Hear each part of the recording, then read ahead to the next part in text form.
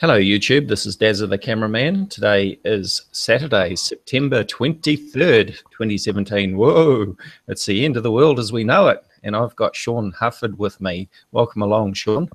Hello. Thank you for joining me. How is everybody today on the last day of Earth? Another last day on Earth. We all getting a bit tired of this.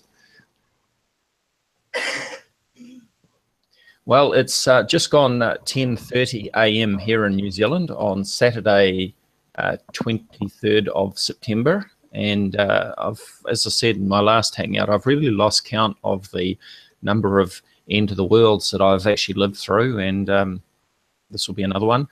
And as you can see on screen, this is a meme that turned up on Facebook a few months back with the end of the world is near, the end is near. And as you can see, there's lots of different dates that people had predicted over the centuries. And it was quite a long list. And so I had to make some room at the bottom. There's some other dates that you'll remember there, like 1999, 2000, January the 1st, 2000. We talked about Y2K last night. And May 21st, 2011 with Harold Camping. And then that was changed to October 21st, 2011. And of course, the good old one on December 21st with the end of the Mayan calendar in 2012. September seems to be a very popular month, of course. And you're missing a date, actually. Which one's that, Sean? That would be, what was it, April 9th of 2017 that the physicists predicted? Oh, okay. Yeah, well, you see, there's so many doomsdays, it's hard to keep up with them all. You know, there needs to be a public register, really, so everybody can be aware of every date that the world is ending on. And, you know, we wouldn't want to sleep through that, of course. I think I've slept through quite a few, in fact, so, yeah. What's your take on this, Sean? How many end of the worlds have you lived through? Well, you're just a little bit older than me, so not quite as many, but it's still up there. Yeah. What's probably the most memorable end of the world that you lived through? No, the three that popped to mind the most is, of course, December 21st, 2012. Then there was the Y2K thing, which was so blown over. It was disgusting. You know, even then I was actually building computers. I knew what the Y2K bug was. I knew what kind of computers it affected. And the oldest computers that it actually affected were built in like 1984. Right. And then, of course, oh God, what was the other one that sticks out? Oh, the one with the pastor that basically died right after his second failed prediction. Harold Camping? Yeah. Yeah. Where he did one in May, or it was either May or March, and he did one for like October after he passed the date. Oh, I miscalculated. Yep. So that's the one that was May 21st, 2011, which is on our graphic there.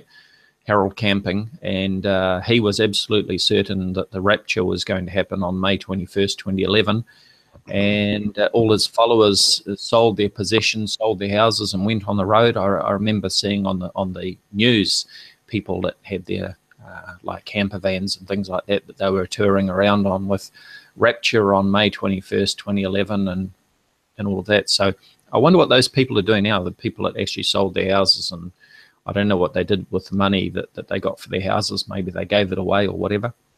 They probably gave it to people like Scott Cohn. Yeah. Yeah. To support all the wonderful work they were doing. Yep.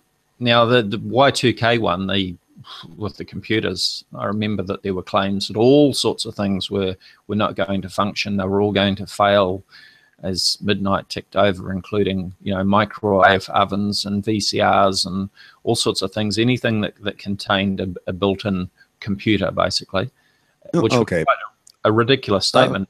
The whole thing about Y2K was it was based on the clocks and computers only using an 8-bit clock.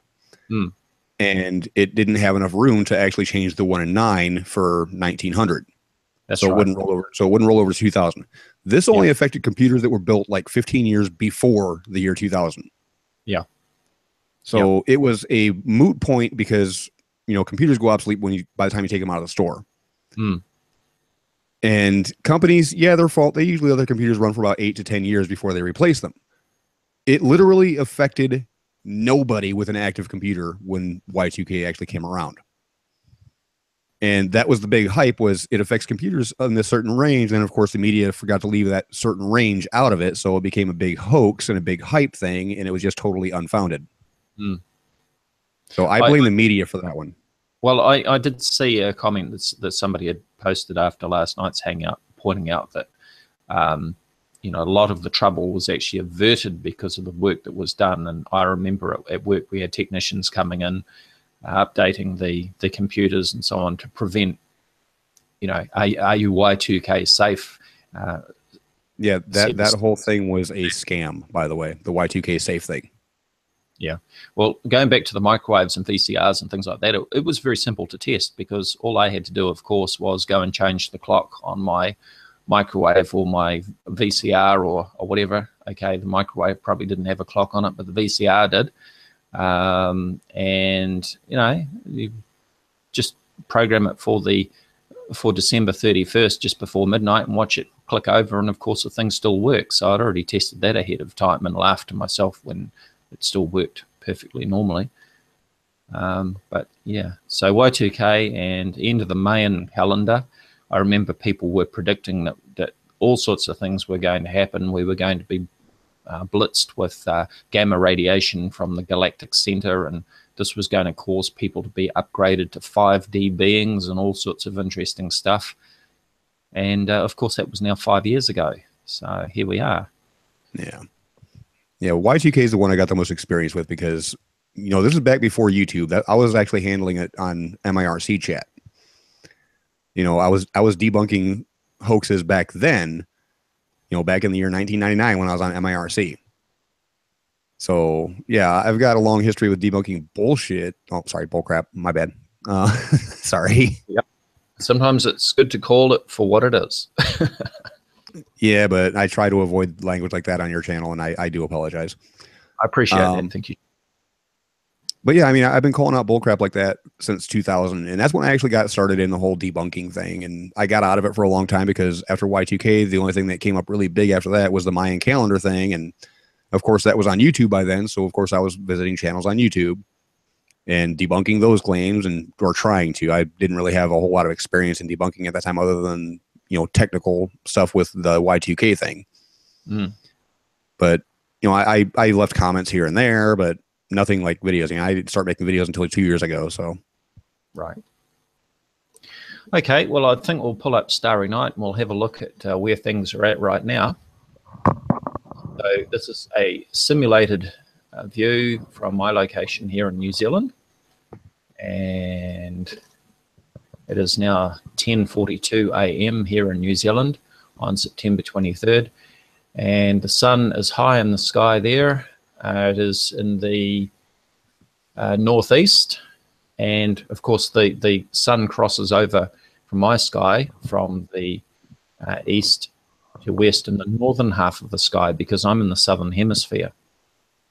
If I was in the northern hemisphere, the northern latitudes of the northern hemisphere, then the sun would be crossing my sky in the southern half of the sky. So can you see Virgo clothed with the sun at the moment? Can you see the great sign in the sky? Vaguely through the Hangout, it's really, really faint. Well, really all I can see is the blue sky and the clouds and the sun in the center of the sky. I'm seeing a tag just to the right of something that has a date on it. Yeah. Or yeah. so 2003. Yeah. Okay. So No, let me hide those, and now all we see are the clouds, the sun, and we can see the ecliptic line, which is this sort of blue line across the sky here as well. Okay. Right. So let's hide the daylight and things will become a little bit clearer. Now we can see the stars and the sun in the sky.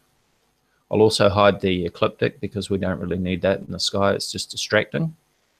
And we can see a bunch of stars, and unless you're into astronomy and can actually recognize which ones are planets and which ones are stars in the sky, then it would just look like a bunch of stars. You wouldn't be seeing this great sign in the sky as such.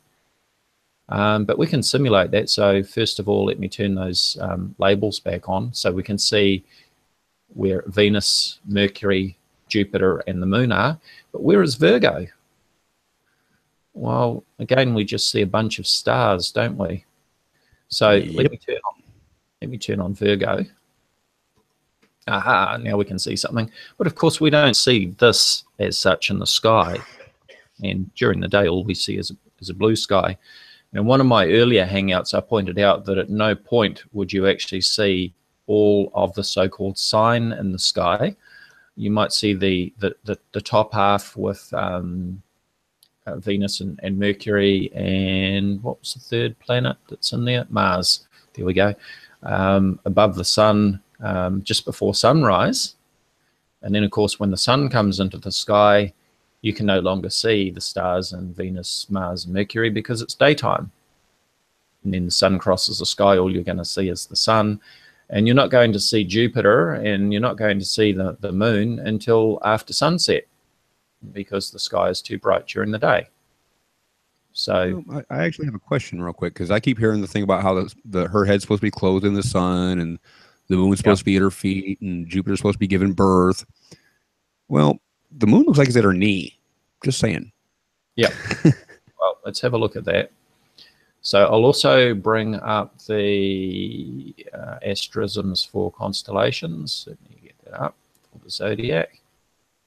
So there we go. That's Virgo. So okay. Yeah, you can see that the illustrations are a little bit different to the actual asterism for that. And let me see. I'll just flip this back one day.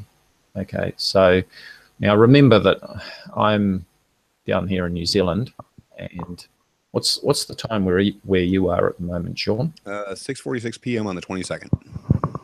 6:46 p.m. on the 22nd, and it's 10:46 a.m. here on the 23rd. And of course, as time goes by, then oops, let me center that. Let me center this one.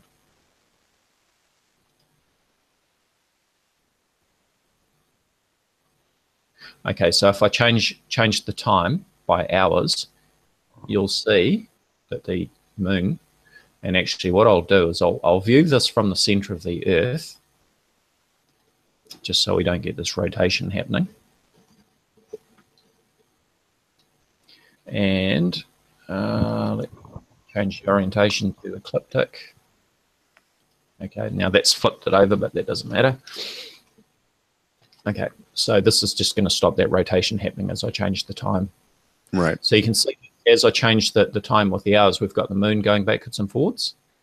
So if I hit that to now, that's where the moon is right now.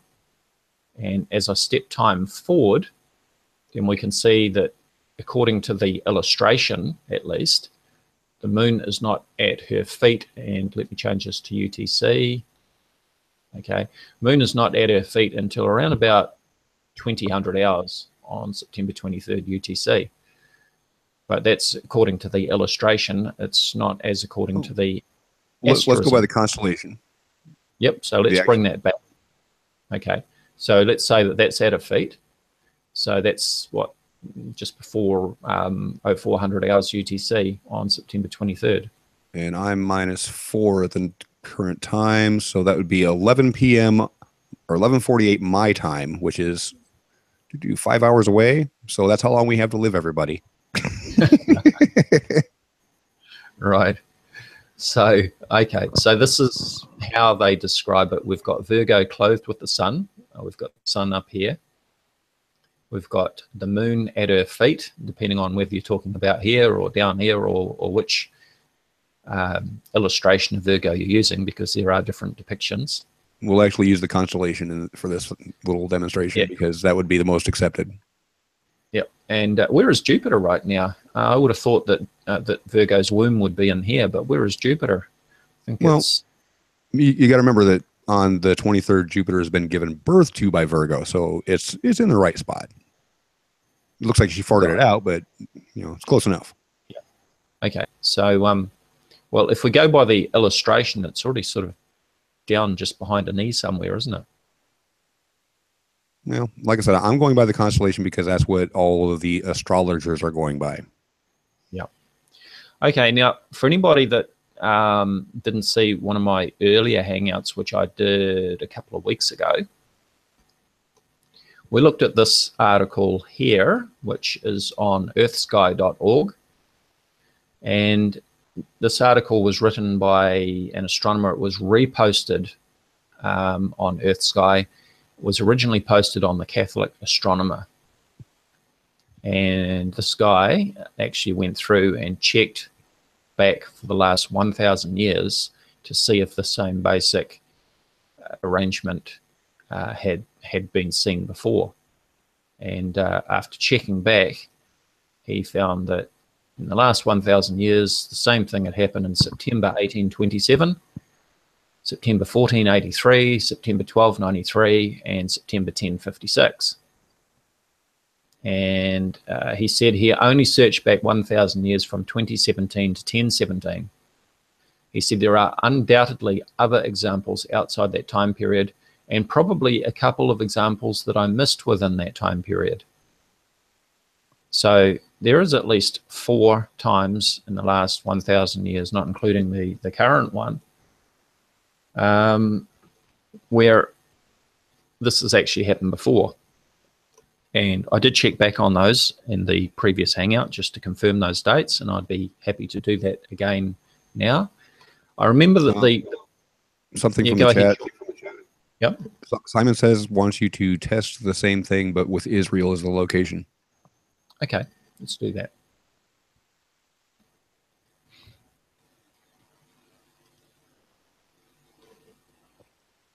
And I know where he's going with this. He's wanting Israel tested because that's where this prophecy was created. Yeah, and that's perfectly reasonable too. So let's go to Jerusalem. How about that?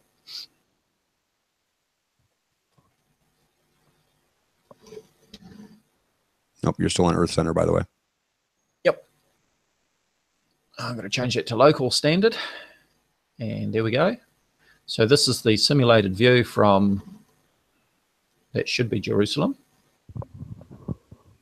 And Y Brother is saying Jerusalem at 1:50 a.m. local time. Okay.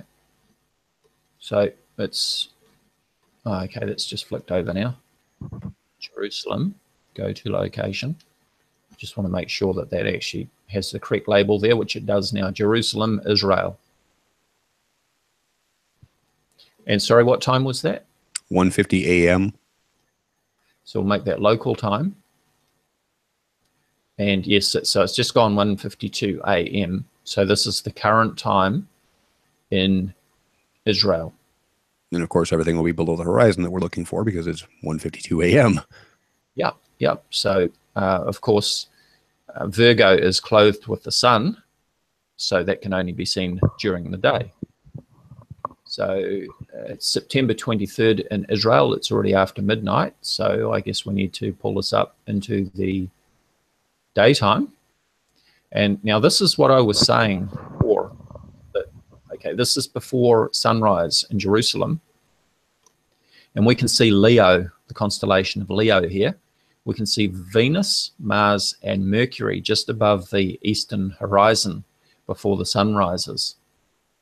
And watch what happens as the sun comes up. Oh, hang on. Let me just back up here because I've still got my daylight turned off. Show daylight. So now you can see the lightening of the sky because the sun is not too far away. The other thing I'll do is I'll turn on the permanent labels for the sun and these planets, Mars, Jupiter, Saturn, and I also want the moon. Okay, and I'll turn off those other labels.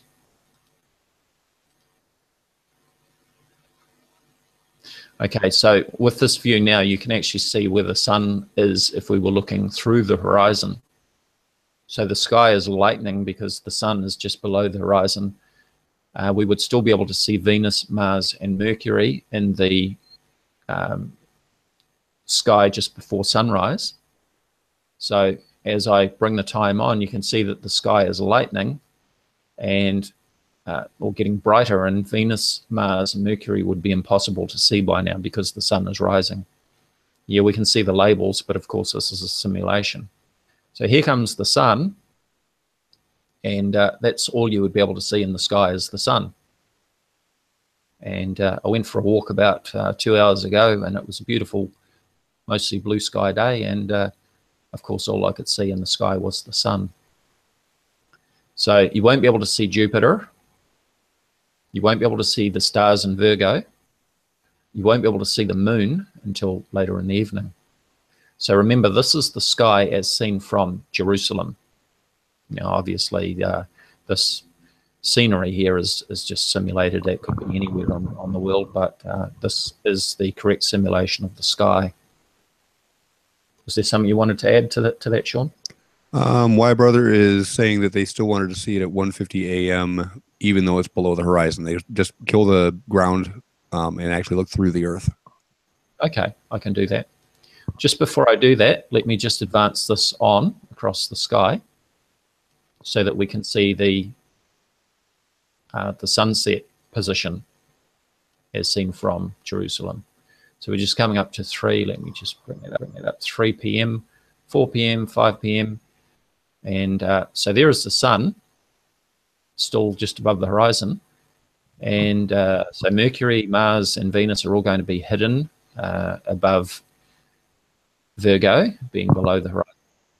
And then by the time the sun sets, you will be able to see Jupiter in the evening sky, and you'll be able to see the thin crescent moon in the evening sky, but you're only seeing the bottom half of Virgo. So at no point in time would anybody be able to see this whole sign in the sky with Virgo, both with the sun, with the moon at her feet, and a crown of 12 stars. Okay, so we want to go back to the time now, is that correct? And hide the horizon. Do the 1:50 a.m. local time, and then hide the horizon. Okay, so I've just hit the now button, and that's the current time. So what I'm going to do is, well, before I do that, let me turn on the artificial horizon. That'll give us a blue line, just so we know where the horizon is. And now I'm going to hide the horizon. So there is our horizon line. And this shows where everything is. So if I pan up that way, we're actually looking through the Earth, and that is what the view would be at that time, or right now, in fact. I'm taking it Simon says lives in Israel somewhere, just because he picked a time that is pretty much current. Right. Okay. Any further questions about that before I move on? Let's wait for the chat to catch up. In the chat, there's about a 20-second delay, so maybe I should look at those previous dates. Yeah, that would be thorough. Go ahead. Yeah, okay. So where did I put that? There it is. All right. So we'll start with September 1827.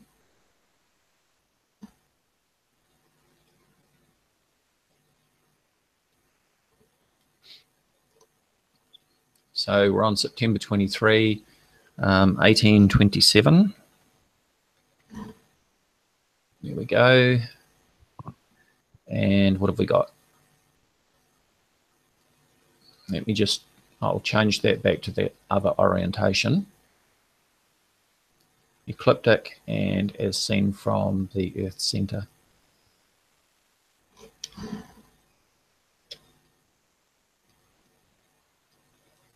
Just stopped around on me. Similar, but not quite. Yeah, well, I've got to get the exact date because it's not always going to be on September 23. The critical thing is when the moon is at her feet. Now, I did check these in the other Hangout, and I did make the comment that this very first one I thought is arguable, but certainly the other three, in my opinion, are an exact match. So here we go, September 24th, you've got the moon at the feet of Virgo. Now, where I felt that this one didn't quite match, although we've got Jupiter in the womb of Virgo, we've got the moon at her feet, we've got Virgo clothed with the sun, The thing that was really missing here was the crown of 12 stars. Right, we're missing Venus and Mercury. Yeah, yeah. So Venus is actually in Virgo, and so is Mercury. We've got Mars is in Leo, and this whole point of the crown of 12 stars is that the 9 predominant stars in Leo here are joined by 3 planets to make a crown of 12 stars.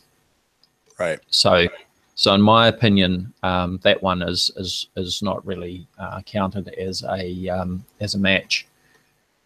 So the next one was September 1483. Let's try that one, September 1483.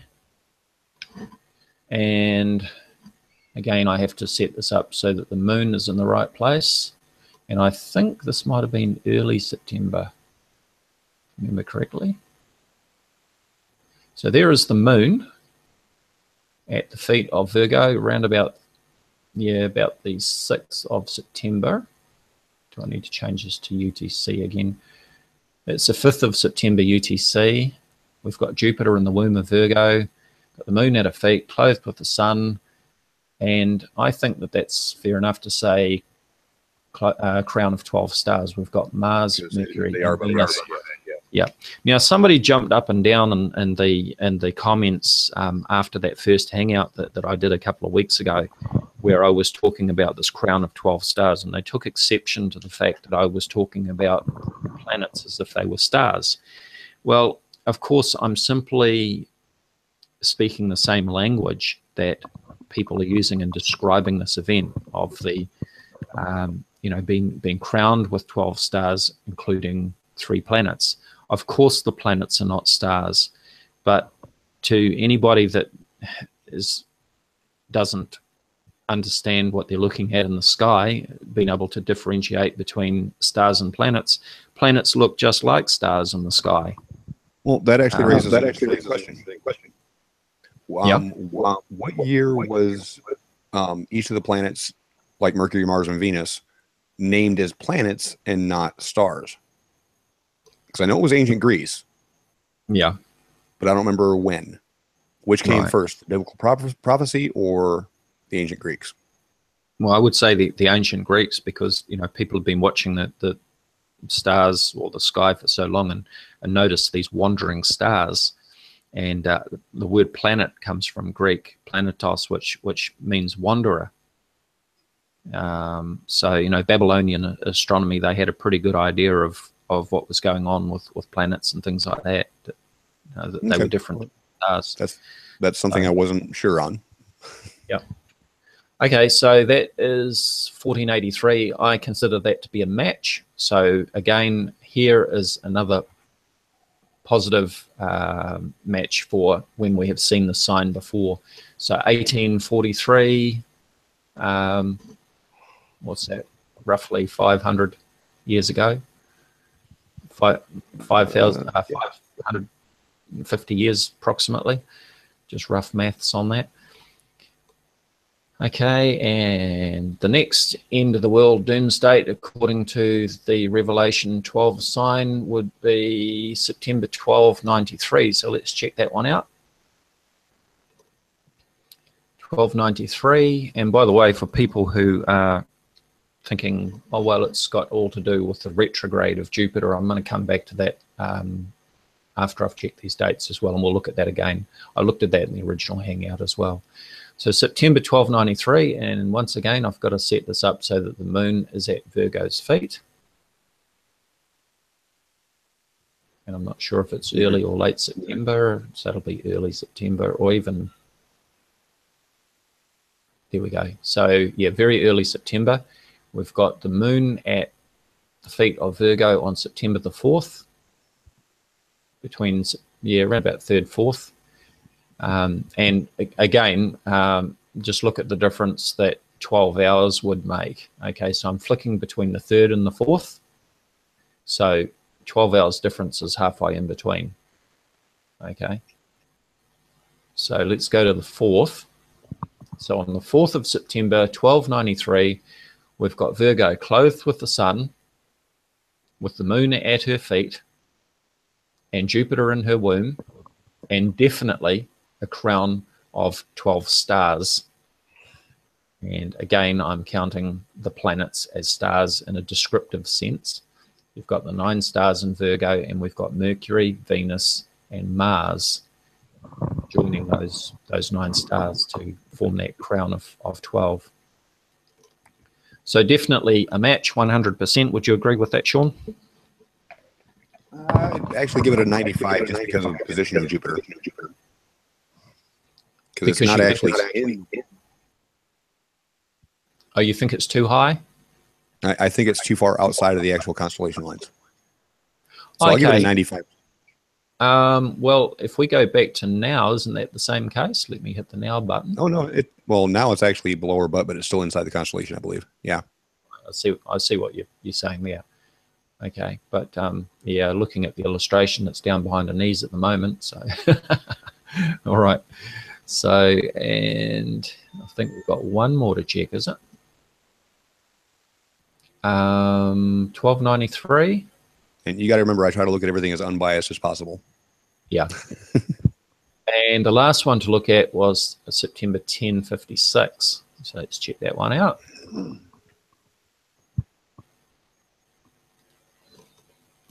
(1056). And that looks like it's going to be, well, I don't know. Mercury is not going to be outside the constellation, I don't think. So we've got to go back to early, once again, early September. Oh, well, mid-September. So let me pull this back a few hours. So I'm just changing it by hours now instead of days. So if we put the moon down there, that is on September 14th, 1056. And we've got Jupiter in a fairly similar sort of position. But there. Now the sun's out of place. Well, they say Virgo. What they mean by clothed. Yeah, yeah, and I think this is actually perfectly acceptable to say clothed with the sun, because where do you wear your clothing? You don't wear your clothing on your head. Well, does it say the sun's supposed to be her head, or just clothed in the sun? It just says clothed with the sun. Okay, so that could still work. Yeah, yeah. So, and we've got the crown of 12 stars, including the 3 planets, Mercury, Mars, and Venus. So, again, in my opinion, I believe that is a match. Yeah, I'll agree with this. Yeah, just because okay. In the sun. Sorry, what was that, Sean? I'll agree with that just because the definition is kind of loose on clothed in the sun. Yeah. Okay. Yep. All right. So I'm going to bring this back to now. So it's our current view. We're looking from the center of the Earth. And what I want to look at now is the retrograde motion of Jupiter as it crosses as it orbits the sun. So I'm going to center on Jupiter, and we're going to follow Jupiter as it orbits the sun and crosses the sky. Now, it's important to understand that Jupiter takes almost 12 years to make one orbit around the sun. And during that time, of course, the Earth takes 1 year to make one orbit around the sun. And because of the relative viewing position between the Earth and Jupiter, it causes Jupiter to do this little loop in the sky where it's going across in the sky, and then it slows down, it turns around, it goes backwards for a little bit, and then it slows down, stops, turns around, heads back in the same direction. And that is purely because of our relative motion as we're seeing on the Earth. Brian Cox, the astronomer Brian Cox, does a very good illustration where he draws in the sand and demonstrates what actually causes that against the background stars. Swine had an actual good question. How do they deal with time zones when predicting apocalyptic events? Yeah, good question. Does it start from New Zealand, or does it start from maybe Israel, or does it start from UTC? Yeah, that's always a bit of a problem, that one, isn't it? Yeah, because they can just say, well, it's not exactly at midnight. It's going to be at this time, and another person is going to say, well, it's going to be at this time. It's just whatever each person wants to believe, I guess. Yeah. Okay, so I'm going to run this forward. Days, I might have to speed this up even faster if days is not sufficient. So I'm going to run this forward, And we're watching the motion of Jupiter. And you can see it's pausing there. It's turning around and it's going backwards, and then it's pausing, and then it's heading back in the direction it should be going. And what I'm also going to do here is I'll turn on the boundaries for the constellations. That would be helpful. So these are the official boundaries for the constellations, and I better turn on the labels as well so we know what constellations we're looking at. There's Scorpio there, Sagittarius, and so on. So what I want to be looking at is actually how long it takes for Jupiter to actually do this retrograde motion through each constellation. I'm also going to bring this back to 2015. Just so that I can bring it up to the current period of time. So we're starting here on June 26, 2015, and I'll run this forward. And we can see that Jupiter is in Leo, and it's just pausing in Leo, going backwards, and flipping around. Now it's heading into Virgo. And here we go, once again in 2017 now, doing that retrograde motion. Wait, pause for a second. I should have gone back 12 years, shouldn't I? No, go back to go back to September 1st. September the 1st? Yeah.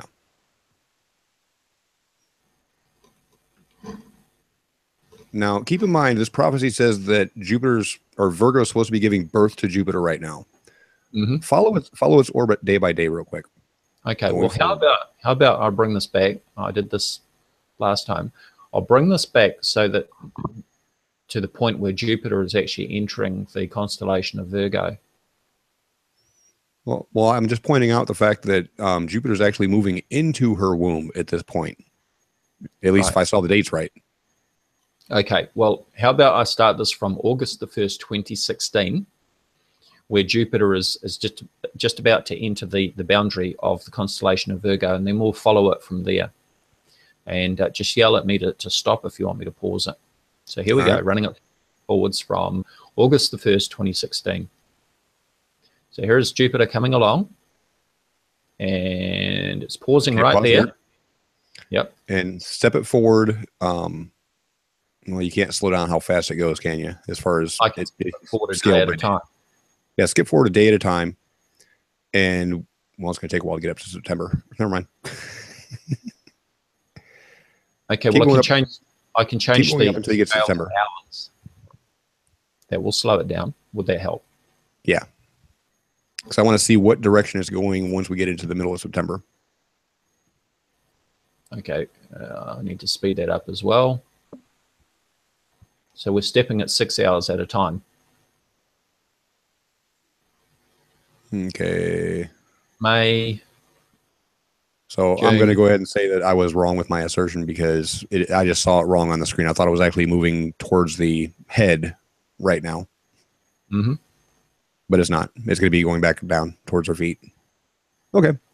Well, it was, yeah, it was heading towards the head until just a moment ago. We're coming up to sort of late June, and now it's heading back down towards the feet. Right. Like I said, I was correcting my assertion that yes, my original assertion was wrong because I was just seeing the wrong dates pop up as the thing was going by. So, okay. Never mind. I'll pull this back again and let it run with the 6 hour timing that I've got at the moment. We'll see how that goes. So we're currently on September 23rd, 2016. And this is in six hour steps for each frame that we're seeing. And there we go. It's just pausing, stopping. So that's about February the 4th where it stopped and then started heading retrograde. February 4th, 2017. And now it's heading back towards her head. So it's like, it was like maybe a false birth. Jupiter said, I'm not ready to come out yet, and started heading back in the other direction. So June the 5th, around about there, Jupiter slowed down again and decided to turn around and start heading out again. And running this forward again, so Jupiter is now heading back downwards and out of Virgo. Plop. Plop. And there we go. So we've seen the retrograde in Virgo, and now we're about to see a retrograde in Libra. Here we go, slowing down, stopping, and now heading back in the other direction. So I'm gonna speed this up again.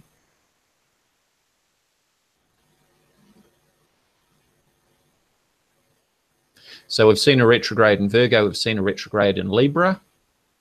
We're now in Scorpio, and here is retrograde in Scorpio.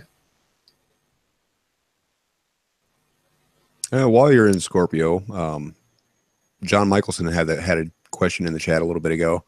How do they deal with the fact that the Western constellation patterns and borders are entirely arbitrary and only became set in stone in the late 1800s? Good question. And there's also the question about how the zodiac is actually drifted, so that the star signs, you know, like we talk about being a Sagittarian or Scorpio or whatever, that's actually drifted from when they were originally set up. So in some cases, people who claim that they're a certain star sign, that's actually no longer correct. Skinny Manhouse just had a question. Do all planets change from retrograde to prograde? And I believe it's just the outer planets that do that. That's I could be wrong. I believe that's correct. Yeah, just the outer planets because of our relative viewing position. So this little exercise that I'm doing at the moment, we're seeing the relative retrograde motion of Jupiter as it passes through the constellations, and it pretty much does retrograde motion in every constellation. Now remember that the constellations span several degrees across the sky, so it's not surprising. So the people who are trying to make a big deal out of the fact that Jupiter goes retrograde in Virgo, well, hey, it's no big deal because it happens in every constellation.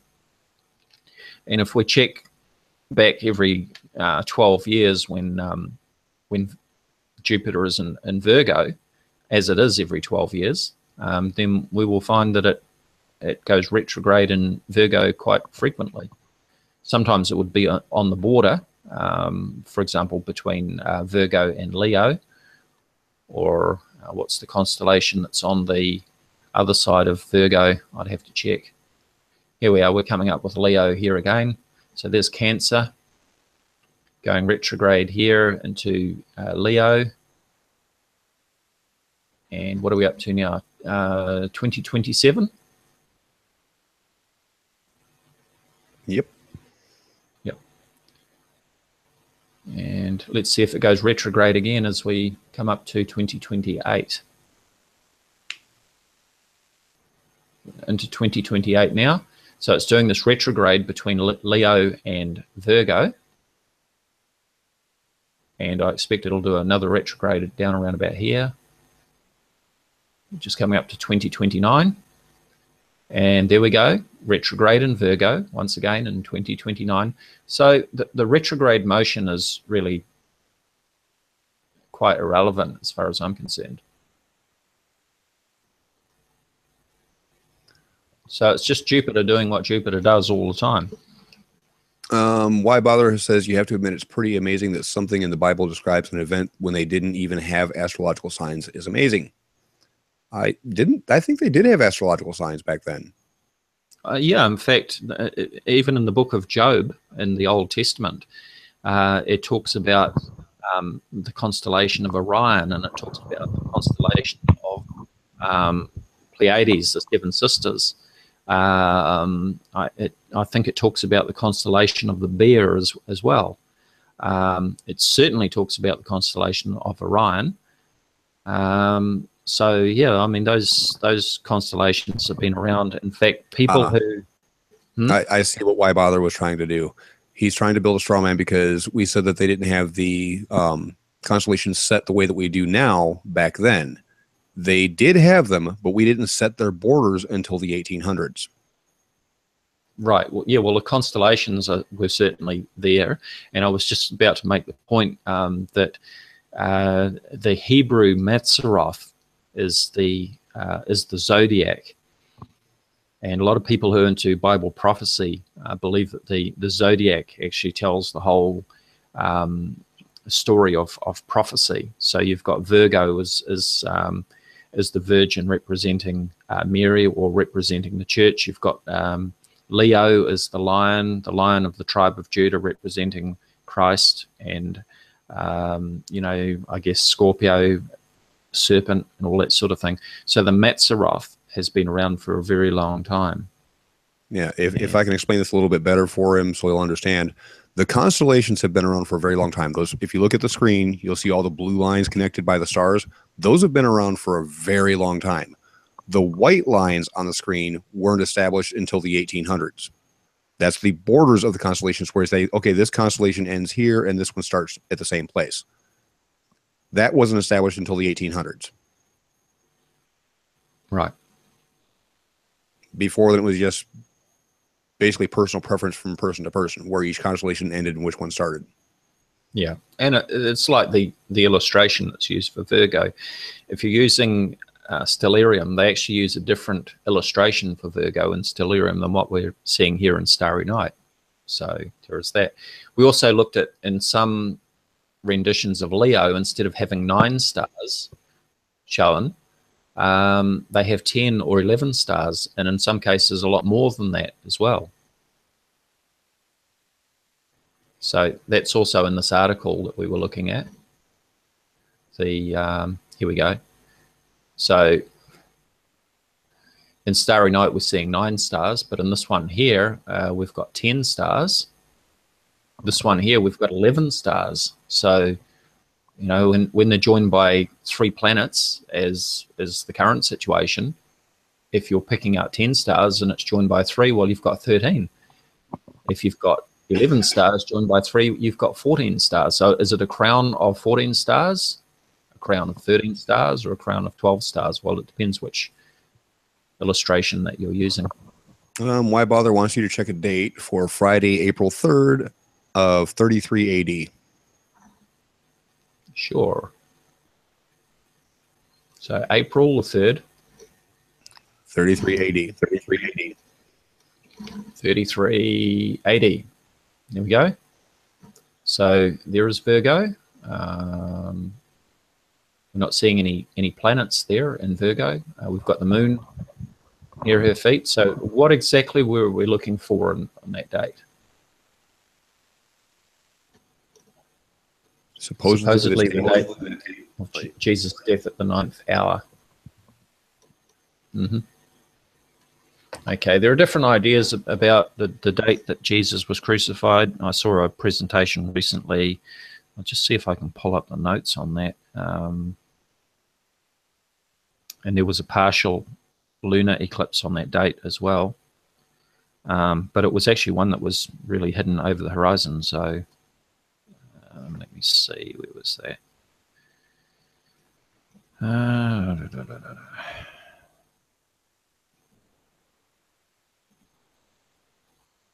Yeah, April 3rd, 33 AD. So that's the same date that I've got from this presentation that I went to a couple of weeks ago. The topic was about the Star of Bethlehem.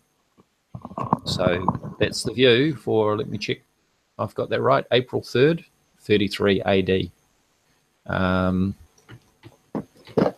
And let's have a look at the moon. So yeah, it's full moon. Passover, of course, is always on a full moon. So I'm going to center the moon. Now, at some point, there was a partial eclipse. So let me see if I can pick that out. Looking for the shadow. So that's back. You got it. Second. Sorry? I think you just passed it. Yeah, no, it should be a bit more obvious than that. Let's have a look. April 3rd. Oh, there we go. There it is. Oh, there it is. Okay. So, again, this is viewing from the Earth center. All right, I'm trying to get that at the most total of that partial eclipse, because it wasn't a total lunar eclipse, it was a partial eclipse. Now there's a setting in here that I can turn on the outlines. I'm just trying to remember how to do that. The umbra penumbra. There we go. There we go. So what was that, Sean? I just asked if it was the umbra and penumbra. Yeah, it is. So you've got your umbra and your penumbra, which are the two parts of the shadow. You've got the umbra, which, if I remember correctly, is the darkest part of the shadow. Correct me if I'm wrong. You're correct. Yeah, penumbra is the lighter part of the shadow. So for a total lunar eclipse, then all of the moon would have to be in the complete umbra, the darkest part, the central part of the shadow. And that's when you get that that blood moon sort of effect. And that blood moon effect is simply caused by the it's just like how we see that the clouds change to orange red at sunrise or sunset. It's because of light scattering. And if you were standing on the moon during a total lunar eclipse, you would be seeing basically all of the sunsets around the edge of the world. You would see this red coloring around the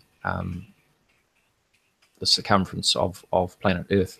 And we could maybe take a look at the view from the moon as well and see what that might look like.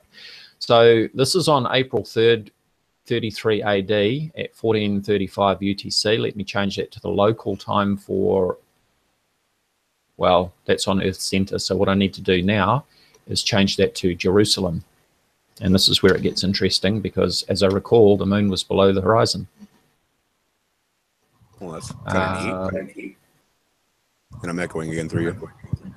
Okay, so I'm going to go local and show horizon. So there's my horizon. And there is the sun. This is when the moon was at maximum partial eclipse. I haven't changed the time. And where is the moon right now? It's below the horizon. Below the horizon. Yeah. Now, that's actually in the morning, because I've got what's going on here.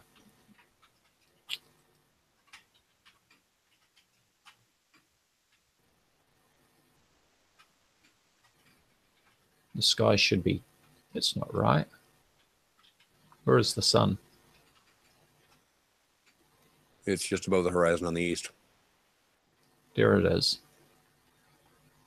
That's showing as AM. There you go. I think this is just sorting itself out at the moment because I changed the view. So there's the moon.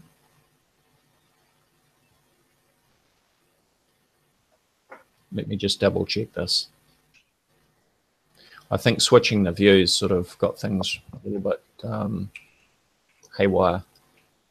So let me just recheck this. You can see the shadows there. Right. All right, so I need to pull this back. If I go, no. Bright Demon just had a really good question. Do we know the date of the next date for the end of the world? Yeah, I think it's probably next month. I understand that David Mead has since said that the Earth is definitely not going to end on September 23rd. That's good news. He said that Nibiru is going to completely block out the sun on October the 5th next month, which is great because we've got something, a specific prediction that he's made that we can look forward to. Because if that early detail doesn't actually happen, as he's predicted, that the sun will be blocked out by the planet Nibiru on October 5th, well, then what does that say for the rest of his prediction? 13 days. Okay, so this seems to be the correct view now. This is just coming up 7:30 p.m. as seen from Jerusalem, Israel, on April 3rd, 33 AD. Now, remember that the next day actually starts from around about 6 p.m. by Hebrew reckoning, or by So when the sun sets is actually when the next day starts, according to Hebrew reckoning. So the sun is already below the horizon. There is the sun over there in the west. It's already set below the western horizon. And there's the moon in the east. So the moon must be rising, therefore. And the eclipse is actually already ended. This is a very important point I want people to understand, is that when the moon rose, as seen from Jerusalem on 33 AD, the lunar eclipse had already ended as seen from Israel. It's still just in the penumbra, which is the lighter part of the shadow, and it's moving out of that. So as I move time forward, you can see that the moon is actually coming out of the shadow. So going backwards in time now, when the moon was partially in the umbra, the dark part of the shadow, then the moon was actually below the horizon. That's a very important point. So at the time when the moon was eclipsed, sorry to labor the point, but at the point when the moon was actually at maximum eclipse, the moon was not visible from Israel.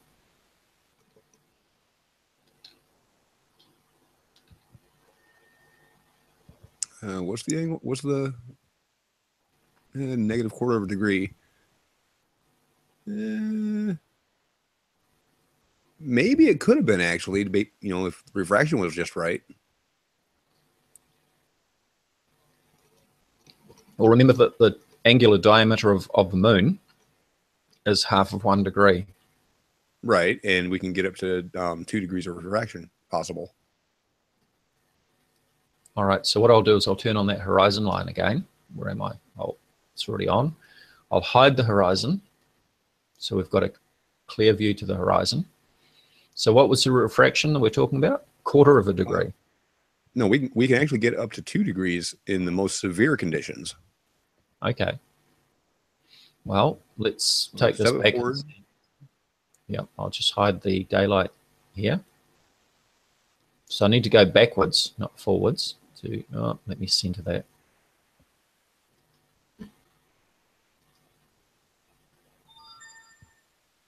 So that's our horizon line. Now I've got to go backwards. And of course, this is giving them the granting of, it's perfectly flat, level ground all the way to the horizon. Yep. With a serious temperature difference between the ground and the air. All right. So it looks like the maximum eclipse was about 5:40 a.m. And so let's back that out. And you can see how far below the horizon we are there. And let me actually measure that. So from the moon up to the horizon. Yeah, there's no refraction involved there then. Not even close. Okay, I'll just play devil's advocate. Yep, and that's good. And that's 16.25 degrees from the center of the moon up to the horizon line. So there's no way that refraction would have caused it to be up in the air. Right, so no chance possible to see the lunar eclipse from Jerusalem. No, and not even if you had electrical soup from Anthony Liley. Don't get me started on him. Don't do it. I'll talk for hours about that. Yeah, change subject now. So yeah, very important point. The partial lunar eclipse that happened on April 3rd, 33 AD, the time of the crucifixion of Jesus, or on that date, if that was actually the correct date, then the lunar eclipse was not visible as seen from Israel. Okay, any other questions we want to cover from Starry Night here? Anything in the chat that we need to pull up? I stopped looking for about 2 minutes, so there might have been something I missed. So let me scroll up and see if we missed anything. Had some clarification on the Y2K thing from Rob Hardwood. Thank you. Some talk about the equinox with Wolfie and Kelly.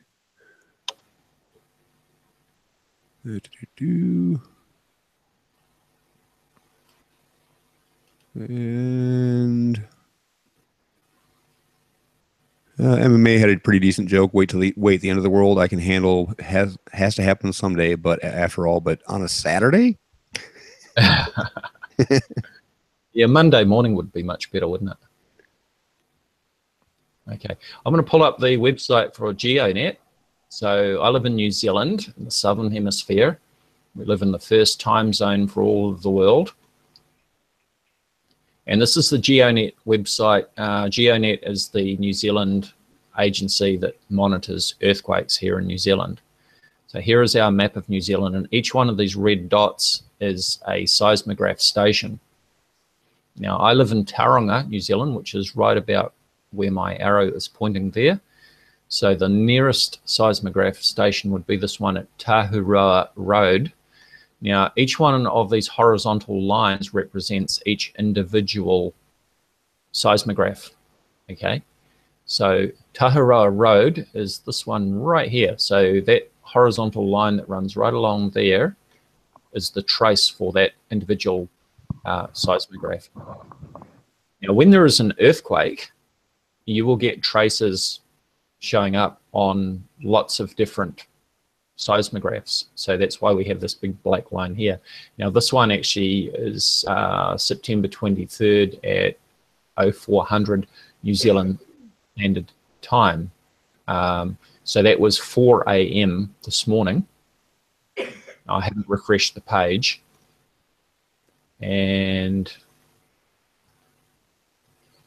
what I've been doing is, and let me just pull that up, this little piece of software, which I've featured in some of my other videos, this is called Sequence Download by Nursoft. And you can actually set it up to automatically download images from websites and save them into a file.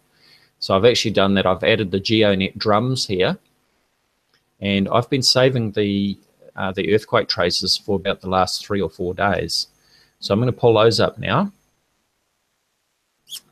And let me just, oh, this is our doomsday dates. Let me just clear that one. Now, correct me if I'm wrong, but isn't New Zealand like one of the most active, geologically speaking, areas in the world? Yes, it is. Yeah, we're right on that Pacific Ring of Fire, and we get a lot of earthquakes here. In fact, before I pull up those images, let's go to the, I'll just refresh the page while I'm here as well, so we can see that that's the current situation. So you can see that there are no earthquake traces there at the moment. These little lines that you get here, that's usually local interference, you know, machinery or whatever. If it's an earthquake, then as I mentioned, you will see the traces across multiple lines. You won't get just sort of individual traces. So if we go back here and on earthquake, earthquakes, and intensity weak, you can change the intensity. I'll change it to all, and so you can see that there's a whole bunch of unnoticeable earthquakes that occur. This is perfectly normal. This is just, you know, business as usual for New Zealand. So earthquakes all over the place. And let me change this so we're looking at some moderate earthquakes. So the last moderate earthquake was actually 2 days ago. It was a magnitude 5.1 at a depth of 17 kilometers. Did I feel this one? No, I didn't.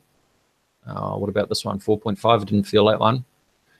4.5 down here, I didn't feel that one. In fact, I didn't feel any of these. The last earthquake I remember feeling was probably late last year, which would have been the Kaikoura earthquake, which is magnitude 7.9. And that occurred down around about here.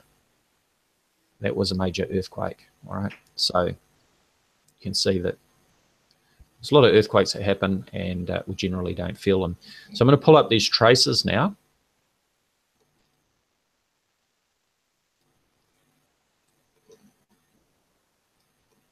So this was the view of the traces on September 20th, 2017. And I heard on the news that there were a couple of moderate earthquakes that were felt, and I can pull those up in the list. So this is always my first go-to point when I hear that there's an earthquake, because I want to look at the size of the trace. I want to see how many seismographs it registered on, because if it's a really, really big earthquake, you will see this from top to bottom. If it's a smaller earthquake, you'll see it across a few of these horizontal lines. So these were quite moderate earthquakes. So I saved that. And then I thought to myself, what I should do here is actually put this on my sequence downloader so that I could save the images. And that's exactly what I've done. So I'm going to step this forward. This is from September 20th, 2017. And let's have a look at what happens. So I think I had the step forward at 30 minutes at a time. I changed the times. In the end, I changed it to 20 minutes because if you look down the bottom here, you can see that the scale is in 20-minute increments. So that's what it's on at the moment. So you can see that there's not a lot of activity. We're up to just coming up to the end of the 20th. Here we go. We're on to the 21st of September now. And really not much happening. There's an earthquake trace there. This one here was probably a lot further away. That's a bit of an echo, that one. So that was on the 21st of September. That one there, that would actually be local interference like machinery, I'm guessing. Because if it was an earthquake, then it would be registering on a lot more of the surrounding horizontal traces.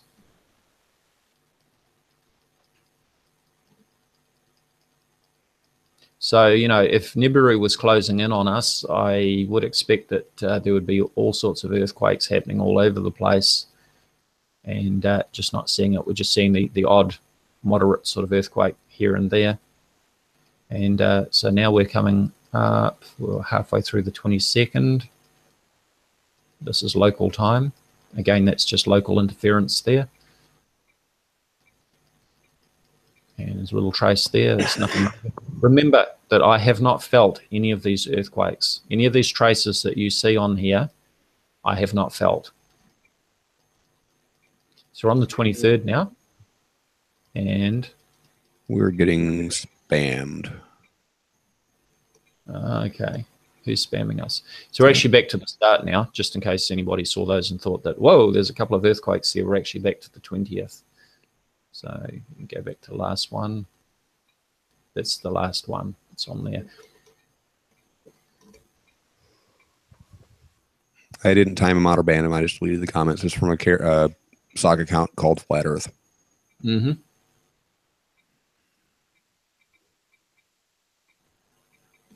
Okay, so earthquakes. Currently nothing happening. It's a lovely day here. I mentioned earlier that I went for a walk about an hour before I set up for the Hangout, and let's have a look at that.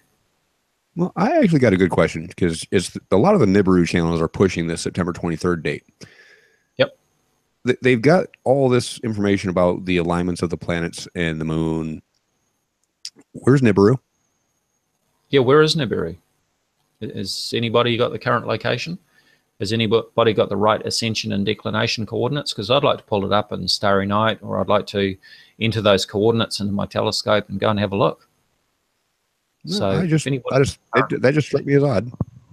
Yeah. Okay, so here is my video. I went for a walk this morning, and so as you can see, it was a lovely blue sky day. I just filmed this on my phone camera. We're looking northeast here. There is Mount Maunganui, which is an extinct volcano. It's quite a distinctive landmark here in Tauranga. We're looking over at the port there. You can see the container cranes at the port. And let me just run this, and I do a pan around. Look at the sky. No sign of Nibiru. Now we're looking south, and I'll just pause it about here. Actually, I pan up a little bit here.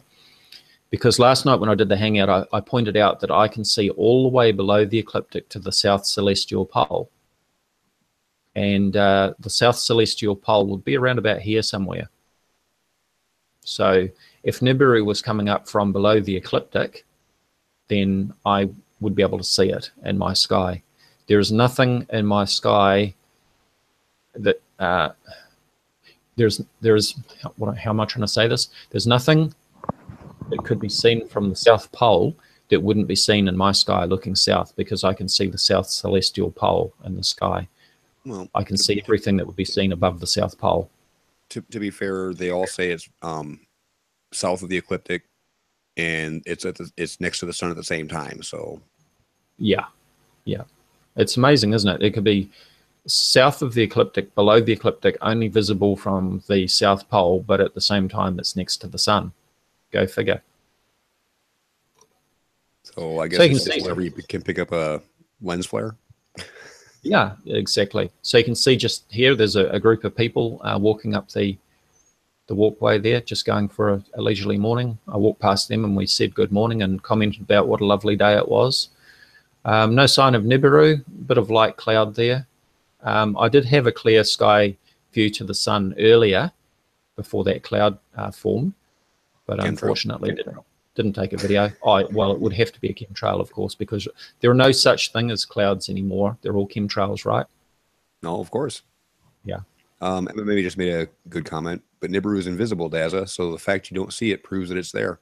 Ah, right. Yeah, of course, it's invisible. Unless you're filming it on a phone camera, and it's next to the sun, and then it magically becomes visible and starts appearing in YouTube videos as proof of Nibiru.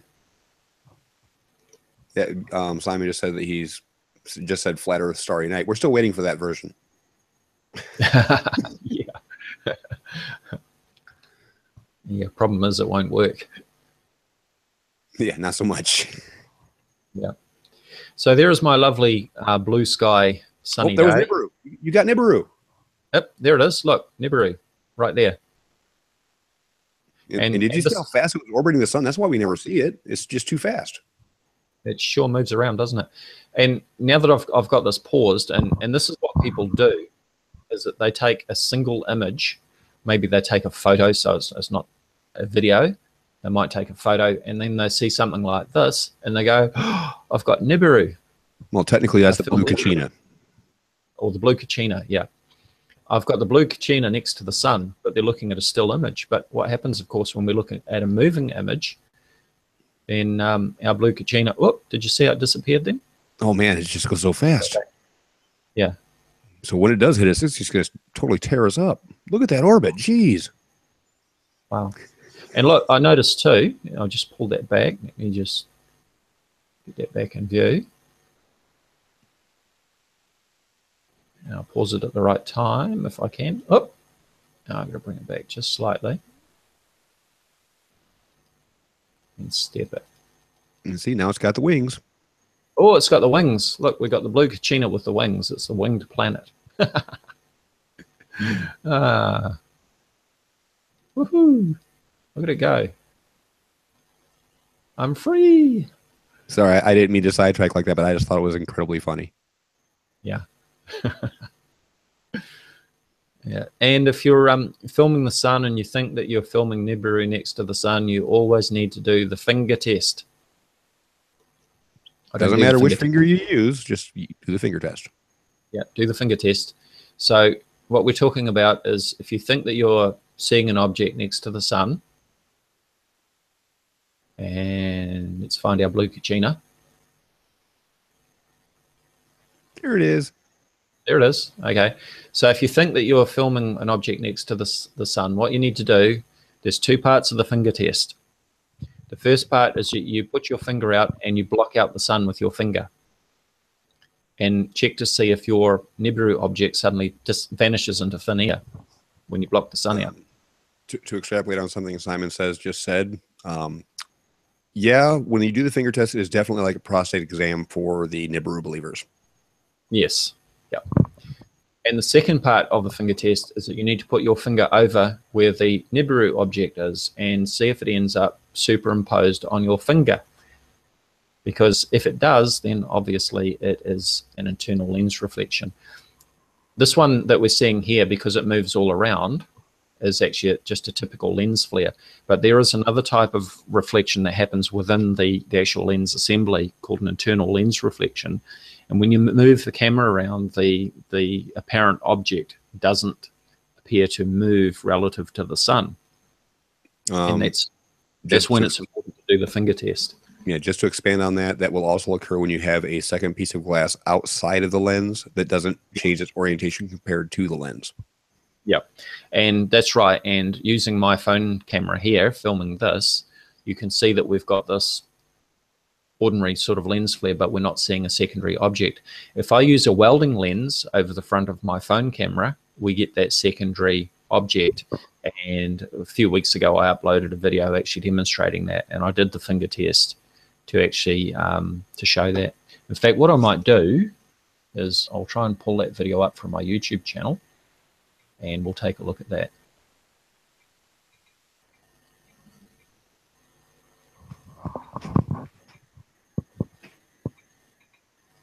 Might just want to ad lib for me while I pull it up, Sean. I'm not a good ad libber, at least not on a channel where I can't speak, the way I normally do. I'd like to leave the colorful metaphors out as much as possible. That's good. Let's see what's going on in chat here. A lot of people laughing at the jokes we've had over the last couple minutes. All right, I got it. All right, here is Dazzathecameraman's Nibiru Planet X.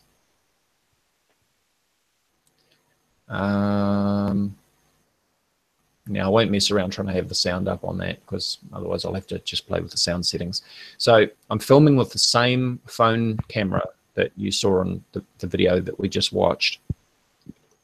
The difference is I've put a green welding lens over the camera. And let's see what happens. So there we go. As I move the camera around, you can see that this object here doesn't move relative to the sun. Okay, it remains in a static position, whereas the lens flares actually move all around. So when people see this sort of thing not moving when they move the camera around, they assume that it is a real object. So let's see what happens.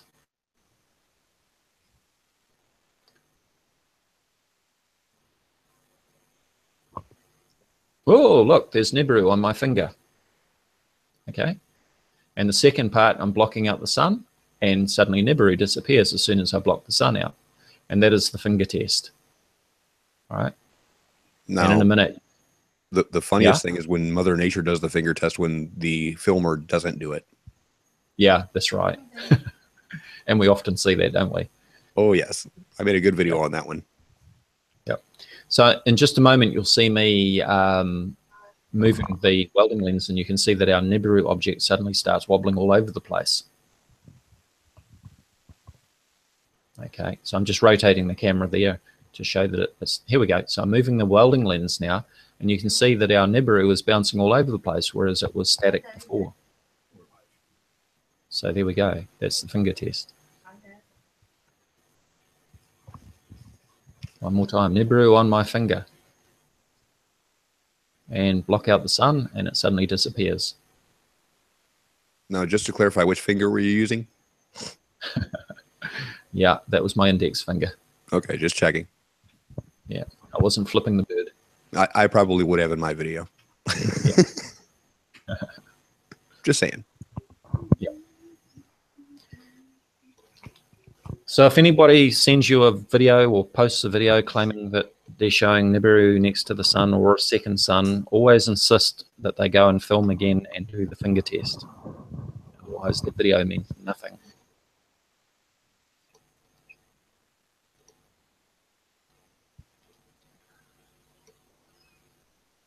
So again, it's still a lovely day out there. I'm just looking out the window. I see that there's a few clouds have rolled in, but the sun is still shining.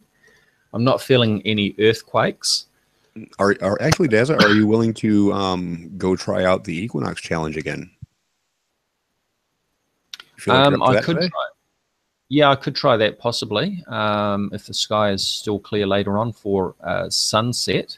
And just to mention that too, if anybody wants to go and film their sunrise or their sunset over the next 24 hours, it is the equinox, which means that the sun is rising due east and setting due west, regardless of your location anywhere on the world. And this helps us prove that the Earth is actually a globe, not flat, because it would actually be impossible on a flat Earth to see the sun rising due east and setting due west from every location on the Earth if the Earth was flat. And that's just to give a last minute shout out to Wolfie and his contest. Yeah. Wolfie 6020 on YouTube is offering as a prize a free Nikon P900 camera to the winner of the competition for the best equinox video. So if you go over to Wolfie's channel, Wolfie 6020, and check out his recent videos, you'll find the instructions on how you can enter that competition to win a Nikon P900 camera. And depending on where you're at, you may be running out of time very quick. Yep, yep. And although I think a day either side of the equinox isn't going to make a huge difference to the sunrise sunset position, but of course ideally it should be on the actual equinox. The equinox occurred just after 8 a.m. here New Zealand time. Of course the sunrise and the sunset doesn't happen at exactly the same time as the actual equinox for everyone. So have we got any more specific questions regarding Virgo, the sign in the heavens, or Nibiru, Planet X, anything like that? I haven't seen anything lately in the chat. We've been going about the lens flares, been lots of laughs because of the jokes that we've been passing back and forth, and some talks about the equinox stuff. Yep. And let me just pull up the latest. I'll just check the drums from GeoNet again. And let's go to the drums there. There we go. So that's the latest view from all of the earthquake drums or seismographs from New Zealand, and there is no activity. No earthquakes happening. And as I say, these little lines here will be local interference on the seismograph, not an actual earthquake. We just had a comment about the Trump. We just had a comment about the Trump and trumpets correlation that just people are tying to the end of the world too. What, that Donald Trump is the last Trump? Yeah, is the last trumpet. Yep. Yep. I hope he's the last Trump. Well, unfortunately, he's bred, so.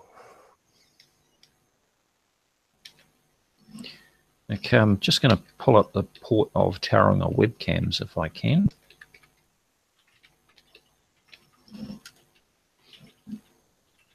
Here we go. Alrighty, let's pull that over. Okay, so here are the webcams from the port of Tauranga where I live. I'm sorry, Emma just had a good, really good joke. And lo, the fifth horseman of the apocalypse shall sue, and his skin shall be orange. Well played, ma'am. Well played. So here is the local view for around my location. This is approximately looking north.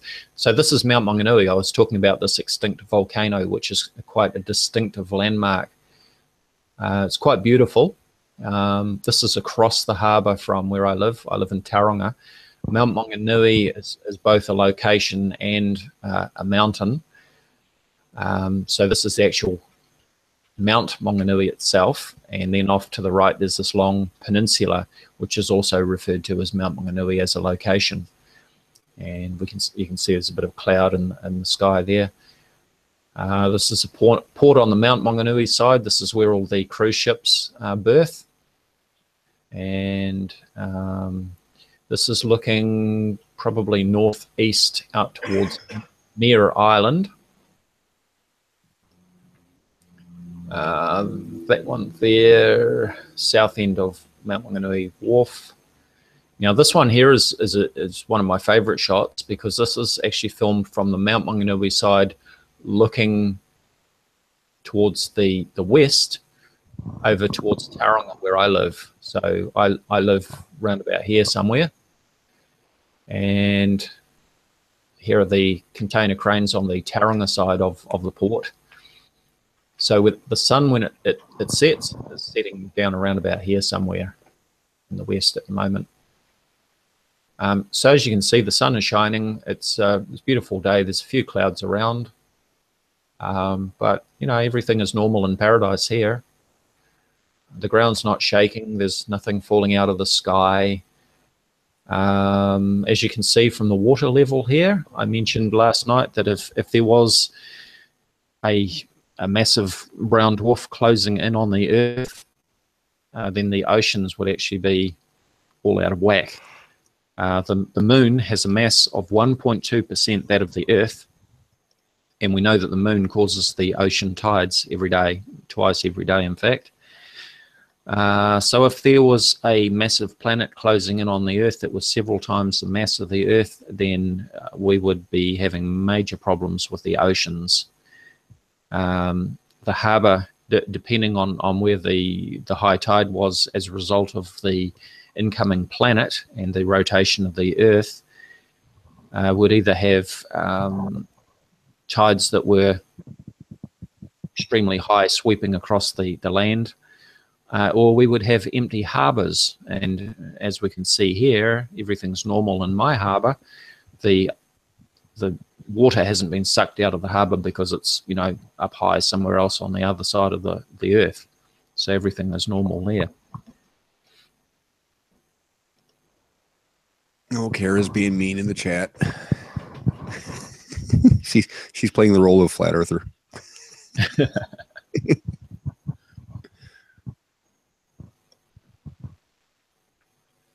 All right, well, it's just come up 12 p.m. midday on September 23rd here in New Zealand. And the only thing that I'm getting a bit worried about at the moment is that my tummy's starting to rumble because it's lunchtime. It is about time for bed for me, since, you know, that whole time zone thing happens. Yeah, these time zones are a nuisance. So what time is it there now? 8 p.m. 8 p.m. It's your location. It's 12 p.m. midday here in New Zealand. And so you're still on the 22nd, and I'm on the 23rd. Yeah, we're like 14 hours apart. Okay, well, if there are any final questions that anybody would like to ask in the chat, I'm going to wrap this up real soon. So you might want to post your question there if you've got anything final you want to ask. And I might do another hangout later on, because I know that a lot of people are sort of freaking out about this whole nonsense about the end of the world and all the rest of it. So just to help reassure people. So I might do a hangout later on. But of course, most of my... As tired as I am, then I would bust out in the song we talked about before we went live, but I'm too tired. Yeah, the end of the world is as we know it, and I feel fine. Yeah. Yep. So if the end of the world happens here in New Zealand anytime soon, I'll let you all know. Okay, how's that? Good deal? Yeah, let us know if the world ends, man. I'll give plenty of warning, of course, because I'm like hours ahead, so I'll let you know. Right. It was funny when I went for a walk, I thought, you know, if I was really mean, wouldn't it be mean of me just to plan this hangout and not actually show up for it? And all these people would be freaking out. What's happened to Dazza? Gee, where have you seen that before? I believe a few famous names that we've talked about have actually tried something like that. Right. Yeah. So, you know, I mean, this is serious stuff to a lot of people, because people are freaking out. It causes a lot of anxiety for people. And it is just not funny for a lot of people, you know. So, but there is one good thing about all that is the people who are pushing it are getting lots of views. So that's what it's all about. Yep. So let me just pull up that that graphic again. That was our end of the world is near dates. Expected by 30 AD, 60 AD, 365, 500. Oops, but definitely before 400 AD. The end is nigh 1000 AD, 1033, 1147. I won't read them all out. You get the idea. And then some of the more recent ones, 1999, for sure, January 1st, 2000. You're going to need a bigger piece of paper soon. Yeah, yeah. Well, I had to extend this one to add the dates on the bottom. I had to Photoshop it to add these dates on the bottom. We talked about May 21st, 2011 with Harold camping and the rapture. And then when that didn't happen, he said, oops, I got it wrong. It's actually October 21st, 2011, which came and went without the rapture. We had December 21st, the end of the Mayan calendar, 2012. September is always a popular month for some reason, I guess with Virgo being clothed with the sun, which happens at the same time every year. And by the way, the moon is at the feet of Virgo approximately every 27.5 days, so that's nothing unusual. And Jupiter is in Virgo approximately every 12 years. So there we go. September 23rd. And now we have to look forward to October the 5th, when David Meade tells us that Nibiru is going to block out the sun completely. So it's really good. I need to ask him where to go film that solar eclipse at then.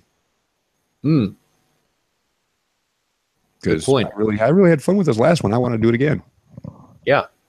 Well, if Nibiru is going to block out the sun completely, I guess it won't matter as long as you're on the right side of the planet to be able to see the sun in your daytime sky. So, but I think it's really neat that he's actually said that Nibiru is going to block out the sun on October the 5th, because it gives us a definite event that he has predicted. I'm going to make a prediction right now what his excuse is going to be when it doesn't happen. Right. You have to be able to see below the ecliptic. Which I can. You have to be able to see the sun below the ecliptic. Yeah.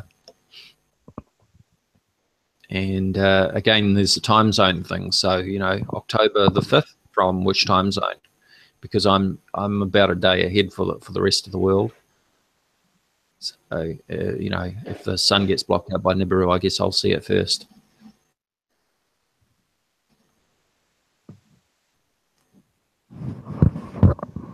Okay, well, thank you, everybody, for joining us. Are any final points, Sean? No, I think we covered it all. Yep.